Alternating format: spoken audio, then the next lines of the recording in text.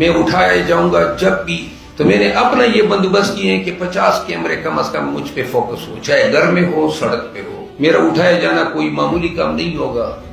اس کے لیے انہوں نے میرے ساتھ جو لوگ ہوتے ہیں جیدار لوگ ہیں، بڑی تیاری سے پھرتا ہوں۔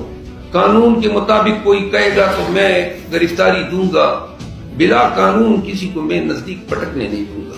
اگر ایک شہر افضل کو اٹھا لیا گیا، یاد رکھو، تو وہ خیبر پختونخوا اور پنجاب میں ہزاروں نہیں لاکھوں شہر افضل پیدا ہوں گے، ہر ضلع میں پیدا ہوگا۔ ہر ضلع میں آپ دیکھیں گے کہ سرکیرے پیدا ہو گئے، پاگل دیوانے، اور وہ جناب میں یہ بات بھی لکھ لیں، یہی ہوگا۔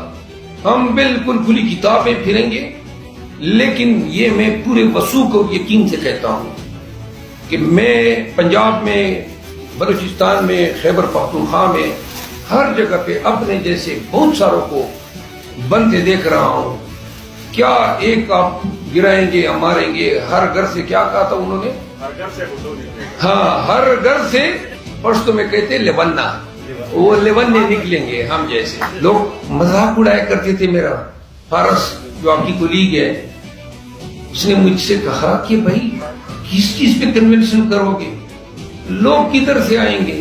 ابھی بھی ان کا وہ انٹرویو آپ یوٹیوب پہ فائنڈ کر سکتے ہیں۔ میں نے کہا مجھے 15 دن دے، لوگ بھی اٹھیں گے، قوم بھی اٹھے گی۔